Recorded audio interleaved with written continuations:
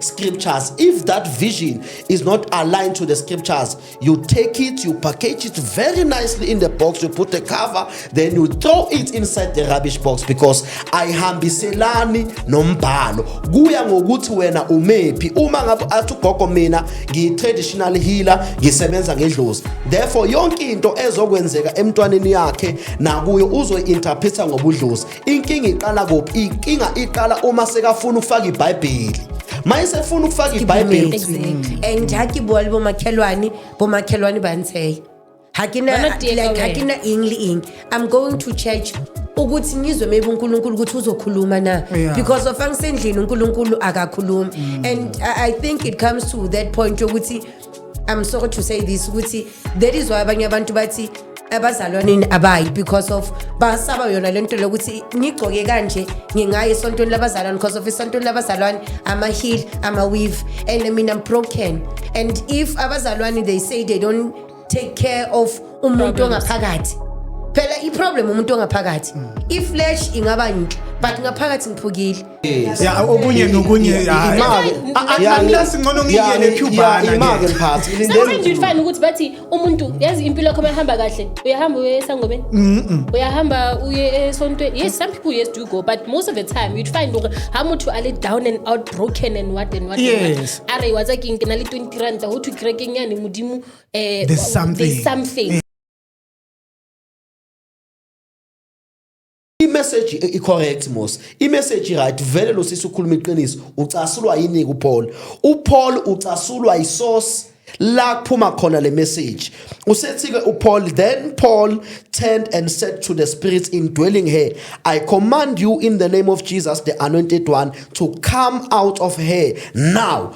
At that very moment the spirit came out of her. Kusho ngamanye amagama, uma ngabe umuntu ekhuluma something, uma ngabe ingane yakho iza namaphupha athize, always consult, check the source.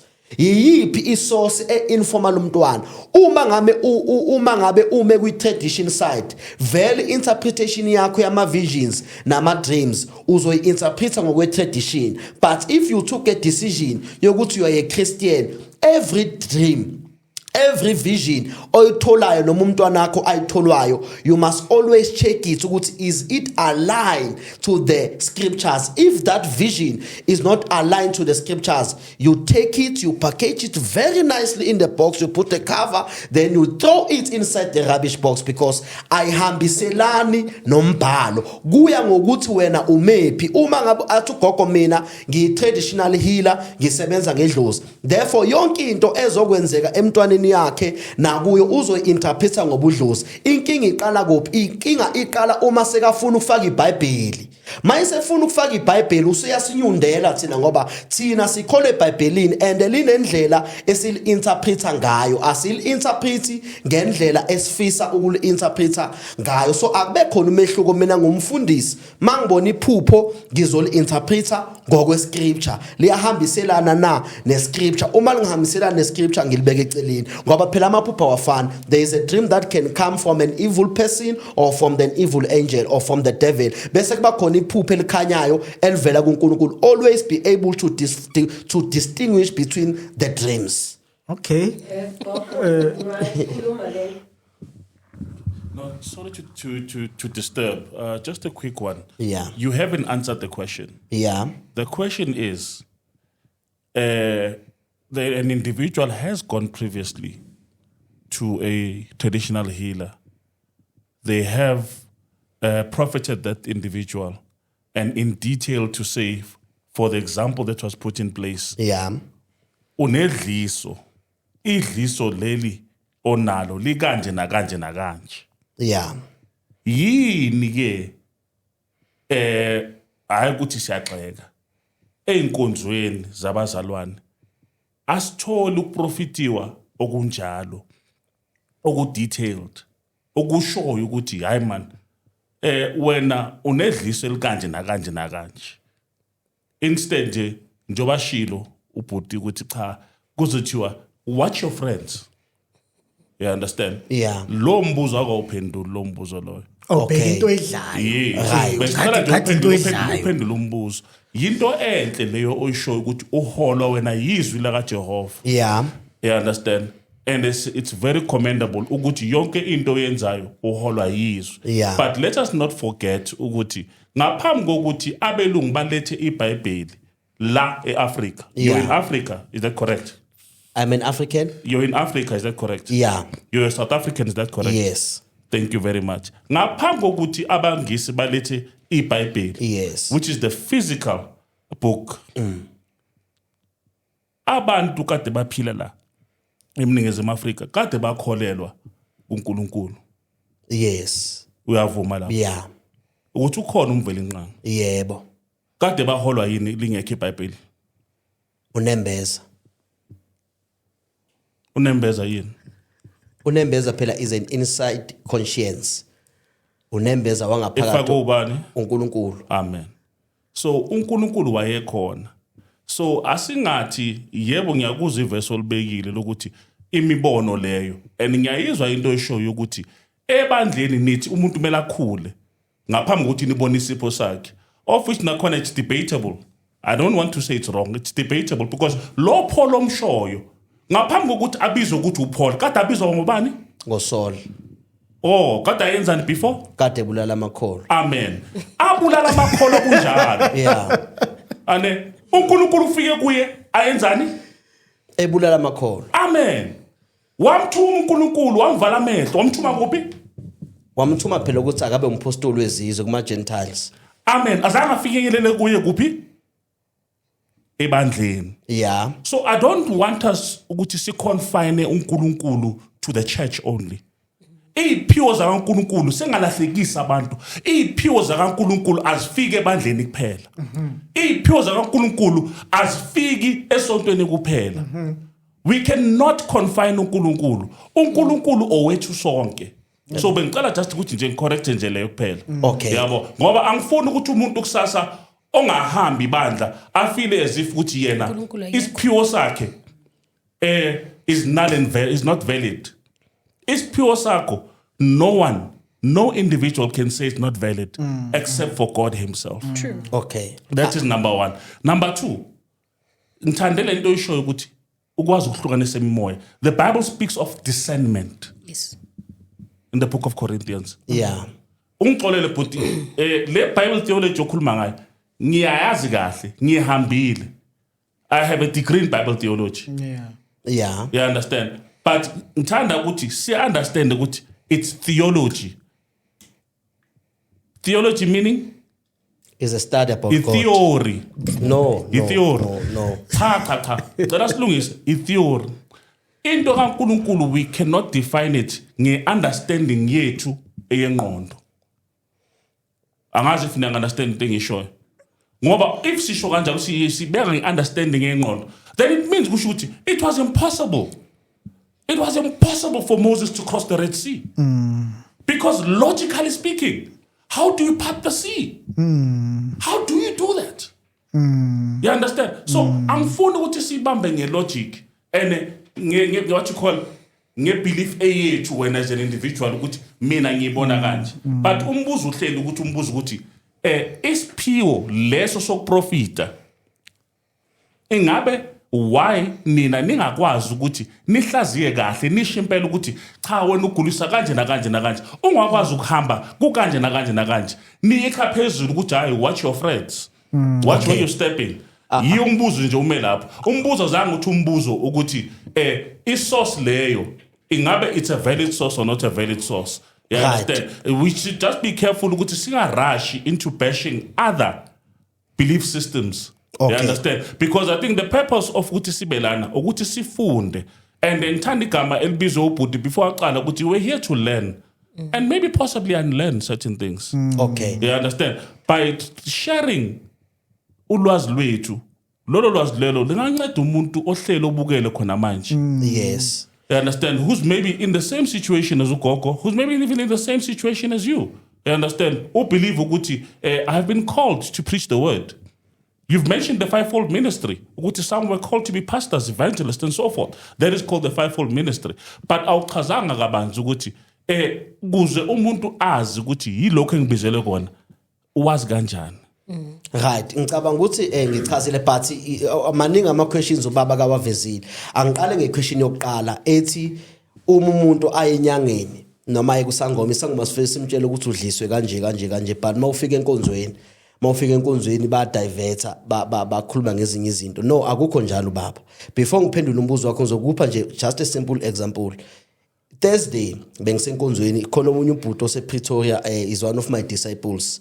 Uyangifonela uthi mfundisi ngoba uthi enkonzweni kunosisi ogulayo unenkinga yesibeletho une pain kwisibeletho sakhe ngicela ukuthi umthandazele bese ngithi mina okay we will pray for her. Sifike enkonzweni we pray bese athi uNkulunkulu no do a voice note, a voice record, then ngirecord khona la mangirecorda then I started to pray, declare healing over yena lo sisi ngimbiza ngegama lika Jesu you are healed. As I was praying ngathi uNkulunkulu usisi kunamaphilisi awadlayo wathatha daily specific ngisho mina la ku voice note ukuthi you have pills that you are eating and this pain as I'm praying ya disappear manje but amaphilisi la wadlala yiwo lawa akhosa this pain that is in your womb. Stop those pills that you are eating. And other amanye ama prophecies uNkulunkulu ekade ngibonisa wona ubene conflicts between two people omunye ubaba wabantwana omunye njalo ngathi abafana abawu2 bafuna ukumshada. uNkulunkulu aphinde wangibonisa lapho there must be ekumele kusolveke lapho. Zonke lezi zinto ngazikhuluma zi accurate njengoba bengizisho ngayikhuluma that is a prophecy. Ngamtshela lo sisi wa confirm ukuthi mfundisi vele kunamaphilisi engiwadlayo uthi ama immune booster ama supplements wawathenga nje naye akazi wathengelwe akawa prescribelwanga udoctor. Sengichaza ukuthi esontweni ikhona i specific prophecy that can be directly to a situation. But remember ukuthi esontweni indaba yikho ngama problems.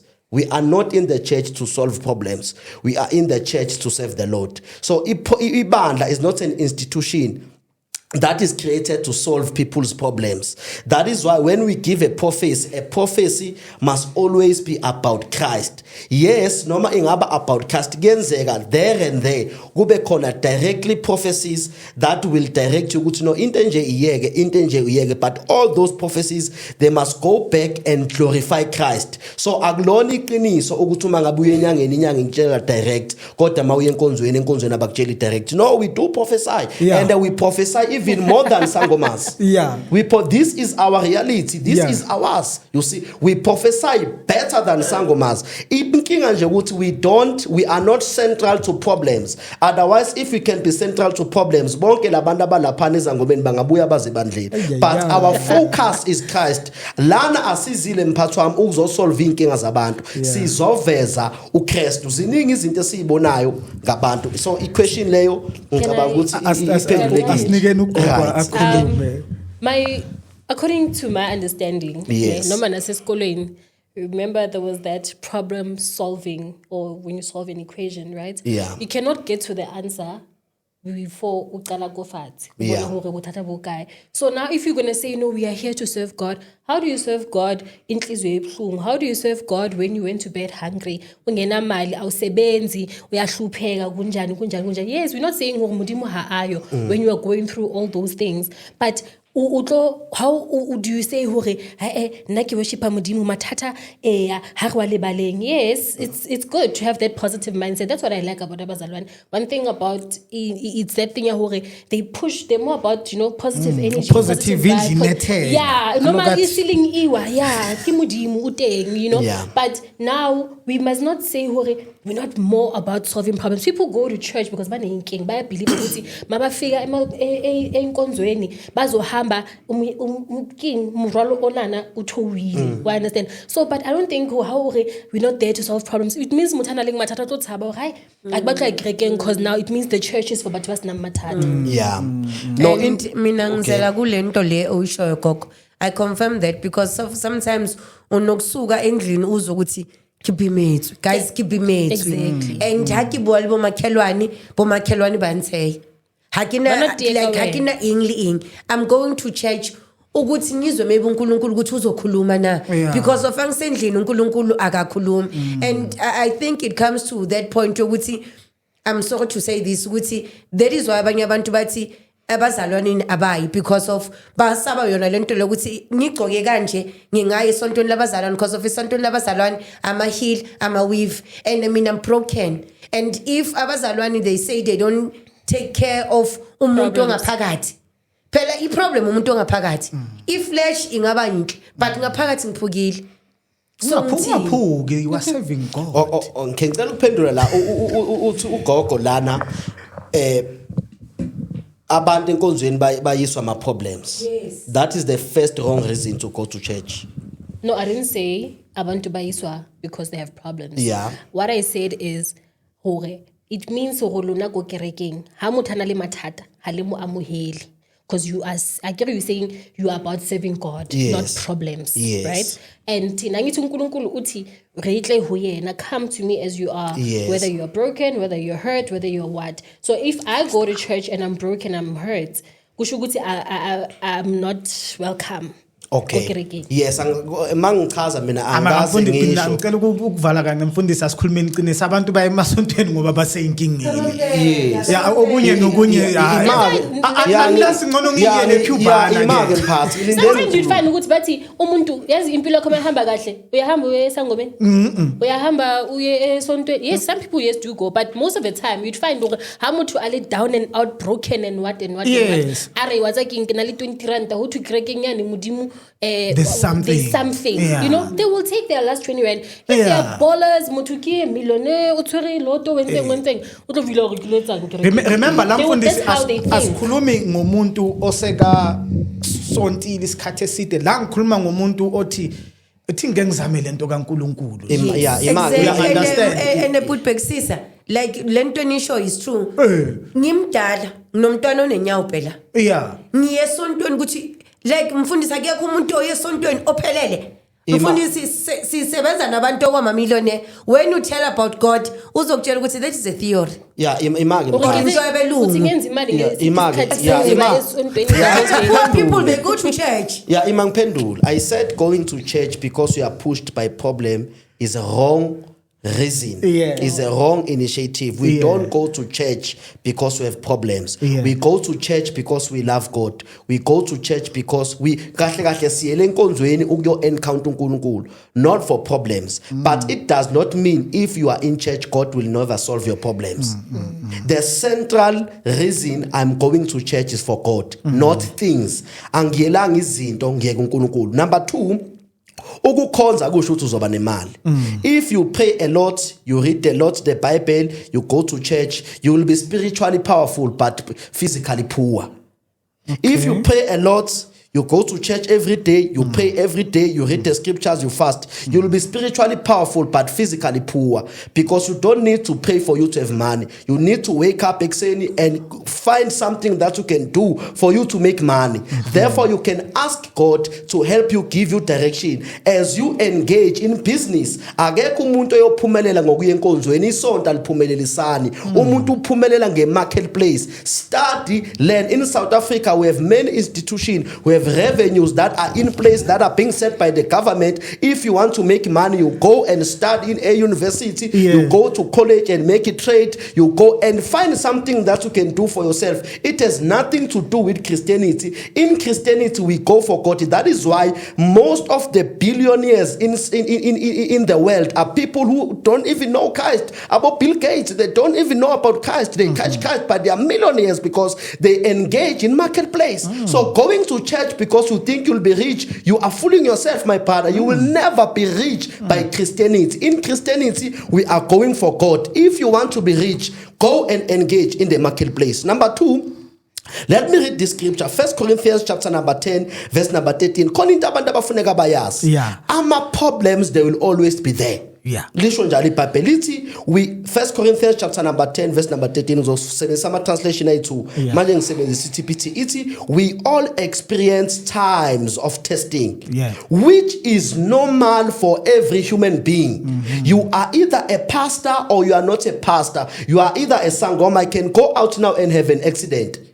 As a pastor, it does not mean because I'm a pastor I will never have challenges. I will have the challenges. I will have the problems. The problems are common to men. I am a man. I must have problems. But he's all in Bible. But God will be faithful to you. He will screen and filter the severity, nature, and timing of every test or trial you face so that you can bear it. He's all in the Bible. Lithi uNkulunkulu will empower you. Lithi uNkulunkulu angeke asusa isimo kuqala. uNkulunkulu uzokupha amandla okubekezelela isimo. uNkulunkulu akasusa ama problems, but God empowers us inside the problems to overcome them, to bear them, to be patient in them. Isithi ke, and each test is an opportunity to trust him more. The more you are tempted, the more you have problem, is the more you must trust God. Why you must trust God? Inkinga zichaza ukuthi umuntu. Kodwa the more udlule inkingeni, lithi iBhayibheli, themba uNkulunkulu more than ukuthemba ini abantu. Ngicela ukufunda ngale translation le isibone iNKJV ukuthi thini. Okay, iNIV. Because impatho iproblem yabantu my leadership abafuni izwi uyabona ithi lana no temptation has overtaken you except what is common to mankind kuthiwa ayikho inkinga ehlela umuntu that is not found in mankind uba ne accident into eyenzeke ebantwini ithi uyakholwa noma ukholwa ingane yakhe yagula ibhema inyawupe inkinga yabantu leyo nto leyo ayikho exclusively kuphela ebantwini abasindisiwe ayikho exclusively kuphela ebantwini abangasindiswanga as long as you are a person problems are common to men but if ukholwa kuJesu nasi isithembiso nayi igarant uNkulunkulu akunikeze yona uthi uNkulunkulu God is faithful so when we go to church we go for God njoba siyela uNkulunkulu is where we discover that is God is faithful so since God is faithful then sengiyambikela ke inkinga zami hayi ukuthi bengizele zona but since he is my father I am telling him baba nginenkinga ekhaya nginendodana ebheminya upe ngisize kulesi simo lesi then I pray but ukuthi ngithandazile akusho ukuthi umthandazo will override ihuli yendodana yami if indodana yami ayifuna ukuyeka ukubhema ama drugs noma sengithandaze 24/7 angeke aphuma ama drugs because umthandazo awushintshi iwili yomuntu umthandazo is only trusting upon God but awuguqula umqondo womuntu ngomthandazo angithi maybe la mfundisi asikhulumeli ngeinkinga ezobuntwana or inkinga I mean like spiritual problems nginayo business abeza abantu go to business class uthola indlela zokwenza business ukuthi lapho practical example let me tell you something I am doing an Uber right now and njoba ngenza iBolt angiyenzi imali mphatha I'm frustrated because I'm not making money I cannot blame God gave me a mind I need to think iBolt njengamanje ayenzi kahle iBolt ngenxa yani yobugebengu bekade bukwini bukule platform abantu they've migrated to Uber so into emele ngenze because in the platform A1 I need kwenza njani to register Uber to register amanye ama platforms engizokwazi ukwenza imali lento le idinga common sense lento le idinga ingqondo ekhaliphile that is why lithi iBhayibheli for the children of darkness they are more wiser than the children of the God why because abantu abakhonza uNkulunkulu ngazi ingqondo yabo batshela ukuthini ba focus emthandazweni lapha Kataria siyakuthanda lokho but ibusiness alidinga umthandazo kuphela yazi lento go to study thola incwadi ezikutrainayo ukuthi how do you manage money if ungakwazi ukumanage money ucabanga uzoba nemali ngeke ungathandaza 24/7 ngeke uze ube nemali ngomthandazo go to business classes and be trained gogo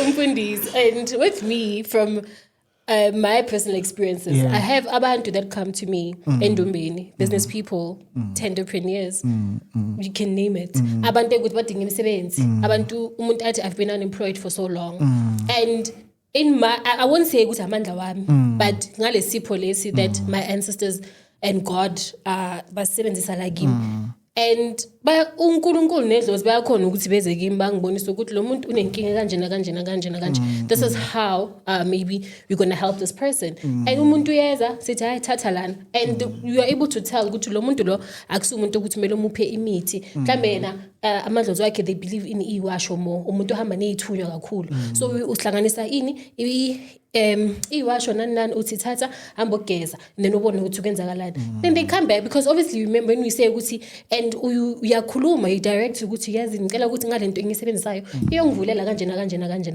and then people will come back you know with testimony to say gogo I got a job in just last week when we went to the waterfall cleansing and there's one of abogogo besihamba nabo I call them gogo but kimutu you know just out of respect is besihamba naye and sahamba sayokhuleka senzani you know and she sent a message to say she actually sent and a screenshot of the testimony her testimony of letter of it was an offer letter or something like that, letter of employment. But Uguti now she got a promotion from this appointment position. Letter. Yeah, appointment letter, yes. You know, Ugutini, she got what's this? A higher position. A higher position, yes, from what the position is on Sebeta for all these years. And it's like, yo, go bona Msebeti ya mudimu le badimu, you know? And azanga Msebeti yaka or she did. But I mean I don't take it's not self gratification. Exactly. I never get hey ke matla aka ke na le matla nna au fodisa batho au philisa batho ke re no ke leboa mudimu le badimu because ke bona nna I'm just a vessel. You understand? Ke bona bang pontshang ke bona bang phang lesedi hore motho ona na re mthusa jwang. Le hore re emetseng a sena ke inanetseng fela.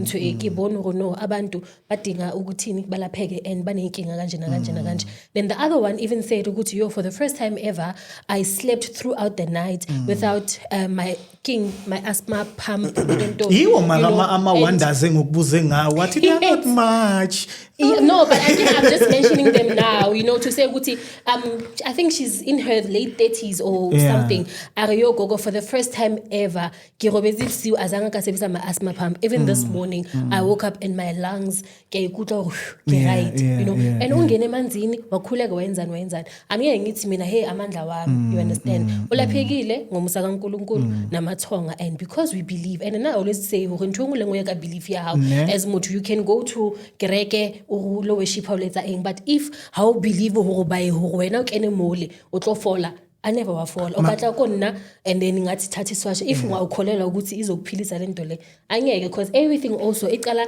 wena happy akere ba re dumelo ya hao ke yona etla o pholosang so if wena ha o dumele ho ntwe e we etsang I never how do you expect batho ba believe ho yona wena self science nang khone wa tseba bothata ba ka keng ne or my confusion kore when I'm using something I must believe. Yes. But utholo re ke iphilela kunabuthata I don't believe in anything muthu hang lawyer hey ke a wotleya ke sa kholu I'm not believing but ke a lawyer how does that happen it's because I'm weak or jwang so lawyer in what's like you understand because stroke lo tu liyabona I get it with other people right emasontweni umuntu uzothi no nyagula kuphela right and then thina mawuzobheka ngesintu ukuthi no lengulo le it's not wena onahana ngokuyona and one thing about ubuthakathi whether you believe in it or not batlo lawyer still you know ho wa kholwa ho arapela Jesus engeng trust you me untsago lawyer untso rapela jwalo you understand so but that's why we always say vele ukuthandaza is there and you have to be very protected spiritually if prayer yawusebeletsa in ho sharp but then if you believe ho bible never wa tlo ya ka ntho tsa bulo ya ke wena ho kgolele ho tsona o tla bo o re the devil something like ukuthi umoya omubi uyo okathekayo ngeke uthini ngeke uthi ngithi umamncane wami la yes no because why how believe who yona ntwe how believe who buloyi because even if I was to come to you and tell you ukuthi yazi bayakuthakatha utlo haye yini lento leyo ngoba ini awukholelwa kuyo but if umuthelo ngure you are open to say you know what ikore ke lo bona go bothatha ba ka bukae that's when now re tlo reng wa ho tsala 1 2 and 3 and then you'll be open to ukuthi uphole kanjalo you know but it's very hard to convince like not even to convince but if you're going to tell mutho ole go atsamang kereke ale jwang like you know those staunch Christians and what not hore hey man okozame ka tsela engwe you know go bathata motho kampana sutle ya ntsa bona hore hey man wa tsa ke eng a kozame ka mo ka setsong Hey hanya mara for sure mathata a so fihle haholo a tseba a fihlile bahana mna le bahana ke re mamela le thatha le fitlile motho a tsama ka thuko ho seta o itsetsa fela hore hey a ke ikwale. You know, because people also remember another thing that I've seen, and ukuthi abantu kakhulu they are more on ba haholo kerekeng motho ha na ntwana hore ke rapela modimo eng. It's about yo ha ke ka ntong kerekeng ba tlo disowner ha ke nka ya ngakeng ba mpona ke kena ha gogo mamang yo a bazongqosha esontweni. You know, so umuntu is not even about no I'm going to church to praise God. I'm not there hore ke khotsofatse moruti. I'm not there hore ke khotsofatse mamuruti and what not. Hona jwale re se re worship batho bona ba bua hore yes we worshiping God and but like these days ebantwana go tlametse moruti a thabe moruti ha sa thabi ha wa it means hore asiona yes ha sa ikerekeng 3 weeks ya feta ka ofela ha ona batho bantwana hore yo batlo thosa le stulong cause na le 3 weeks sa ikerekeng. You understand, it's not even about hore yes re bitsa modimo mara ke ntwana hore re shebile batho ba re ba bona in the physical and we are literally neglecting modimo e leng hore kena yentseng hore eng re kopaneng mo. Emphathwa wami ngicela mina ukubuyela kubaba ngoba kunembuzo baba engeke ngihlale ngayiphenduli ngoba manje ubaba okokuqala uthe ubaba i-theology i-theory no igama elithi theology is a Greek term. Utheo uchaza ukuthi God, theos, God in a Greek language. Then logy is a Greek word for logia, meaning a study. So masithi theology sichaza ukuthi the study about God, not theory. It's not theory. This is the study about God. This is a reality. When you study, what is it called? I need to remember, even as a schooling, there's theory and there's practical. Yes, masesifunda ngithi masesifunda i-term mina ngikhuluma nge-term ukuthi is a study about God. But now masesifunda ke manje phansi we can learn a theory about God which is phansi sifunda phansi angithi theory into ebhaliwe. That's what I'm saying. Yes, but igama elithi theology alichazi ukuthi the name mina ngikhuluma ngegama ukuthi theology alichazi ukuthi theory lichaza ukuthi the study about God. But eventually le gama elithi study inside there is a theory. That's what I'm saying. Yes, but alisho ukuthi theory study about God. But when you study, what are you doing? Angithi mangabe ngistudisha ngoNkulunkulu I learn from the Bible. Yes, meaning I'm studying about God. Yes. So what am I studying? I'm studying what is written. Yes, angifunda into ebhalwe but it may be a theory into ebhalwe phansi but igama elithi theology lichaza ukuthi the study about God. Or it's not the term. Yes, but uthi theology is a theory. Meaning i-perspective yakhe uchaza ukuthi ilento yensindiso noma indaba ye-theology theory nje into ekhandiwe. Yabona ngizama ukulungisa lokuthi akusinto ekhandiwe is a study, is a formal study about God that we find from the scriptures. Yes, it is written. Yes, there's the theory inside of it, but it is a study. Angiqhubekeke sekuselele isikhathi. Nake ngifuna ukuphendula umphathi uthe irevelation kaNkulunkulu ivela ndawo zonke. Wakhuluma ukuthi kwavela irevelation kuSaul. Then ke ufuna ukuphusha narrative ethi asingadiscredit ezinye izinkolo because uNkulunkulu uyiveza everywhere. Ngicela ukubeka lokhu bazalwane uNkulunkulu uvela yonke indawo but uNkulunkulu make vela la uNkulunkulu vela ngisho endumbeni but uNkulunkulu evela endumbeni usuke eletha just a little light that must push you back to the full revelation knowledge which is the scriptures. Bheka lana uthini uNkulunkulu ku-Acts chapter number 9 verse 10 kuthiwa kwakhona indoda ebizwa ukuthi uSaul kwakukhola noAnanias. Lithi iBhayibheli uSaul wayekade yakuphi eDamaseke eshushisa ini amakholo. Selithi ke izwi lenkosi wabona inkazimulo kaNkulunkulu lithi washeka phansi wavela kamehlo. Uyabuza ukuthi uJesu uyabuza ukuthi Paul ungizingelela na. Ngiyabona lithi iBhayibheli Paul uyabuza ukuthi ubani wathi wena Nkosi. Then wathi uJesu ke uJesu wabuya wazobonisa abantu uAnania ukuthi kunendoda ethandazayo lapha eDamascus ewephansi ngicela uhambe uyoyicosha that revelation uPaul ayibona iphelelanga lapho yamusa to the local church so that azokwazi ukuba trained uNkulunkulu mangabe vela kuwe akupheleli lapho mela kuphushe to the whole revelation which is the local church uNkulunkulu uyakwaveza inkanyezi ezazini zasempumalanga inkanyezi ithi ukhona ozelwe inkosi labantu bebengazi next ngoJesu but iyavela irevelation but irevelation led them to Christ so irevelation mayivela enyangeni melikise ebandleni revelation mayivela anywhere melikuse eBhayibhelini as long as usahamba nale revelation ka 1% therefore kusho ukuthi urebellious because uNkulunkulu uzama ukubonisa ukuthi ngiyakuloba but wena ulobeki uNkulunkulu uthi ushaya amathambo uyakuvezela ukuthi ngiyaphila wena ustikhe kuwa amathambo uthi uNkulunkulu suke emathanjeni uze kimi yabona sizokhonza uNkulunkulu Ngiyathanda leyo kakhulu sesivala siyavala manje Ngiyathanda leyo kakhulu the man of God has mentioned ukuthi uyavela nasendumbeni uNkulunkulu ngiyayithanda leyo engithanda amagama ukuthi as abantu abakholayo Christianity abantu bangabheki ukuthandaza kuphela kodwa ba-act ngoba liyasho nezwi lenkosi ukuthi faith without works it is dead okubalulekile lana and that we all agree upon ukuthi whether we like it or not abantu bayaya enkonzweni because baneyinkinga whether you want to accept it or you don't want to accept it abantu baya enkonzweni ngoba baneyinkinga bayasindwa abantu bayaya futhi kubathandazeli bayaya kwizangoma ngoba baneyinkinga basindwa and people also came to Jesu asaphila la emhlabeni uJesu baneyinkinga bagula wabaphilisa there's been many scriptures lapho uJesu aphilise khona abantu so we should not invalidate that abantu baneyinkinga badinga ukuphilisiwa we should not just only tell them about izwi but we should also tell them ukuthi izwi laJehova liyaphilisa futhi it's not just about ukuthi nje kushungele izwi Christianity is not just about iBhayibheli it's about ubudlelwano bakho noNkulunkulu yebo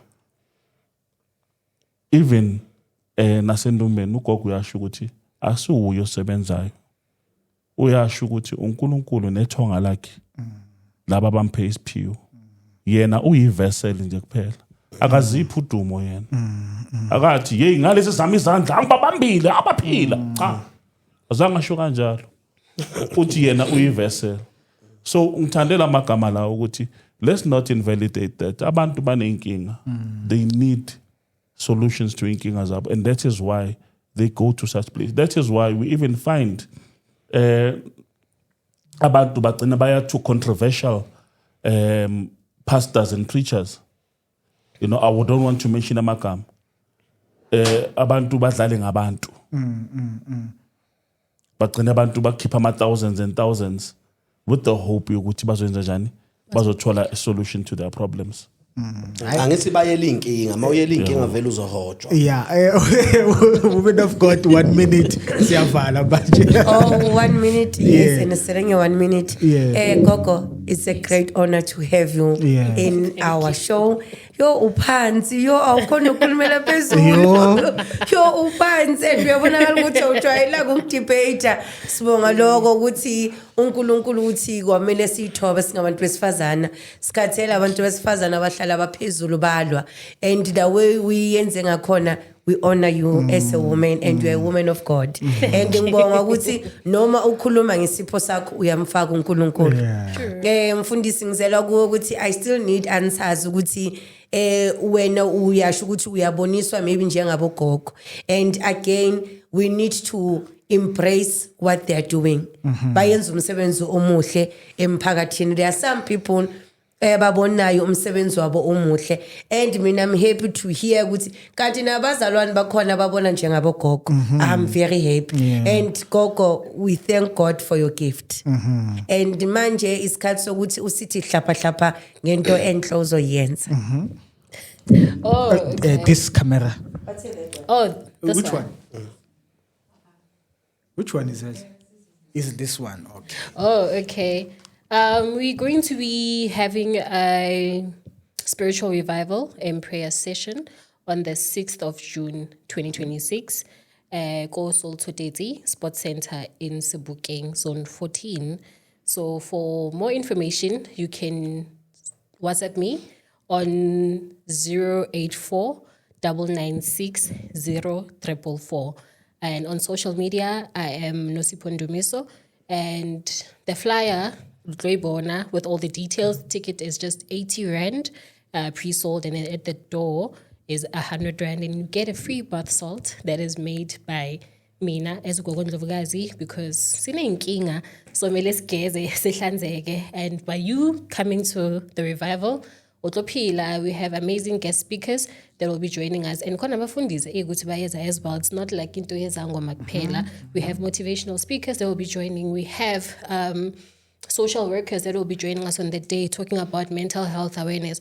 Because abanye abantu umuntu abe nenkinga acanga ukuthi mhlambe idlozi kanti you are dealing kamathatha alefatsi. So mental health awareness is very important because batho baqetella banana ga kusho ukuthi mele ngithwase ngoba nginenkinga. So we're going to be talking also about that on that day. So you don't want to miss out. Babjele utholakala kuphi?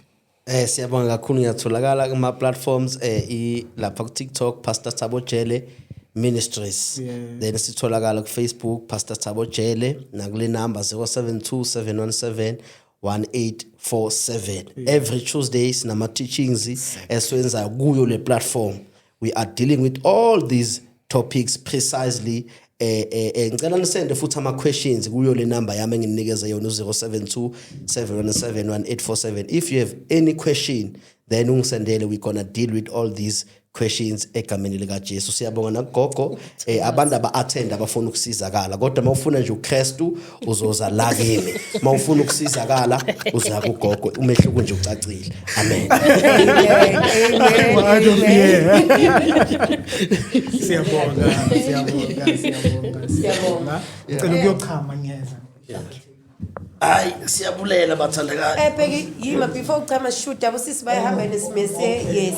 Nekupho nizokela mapha.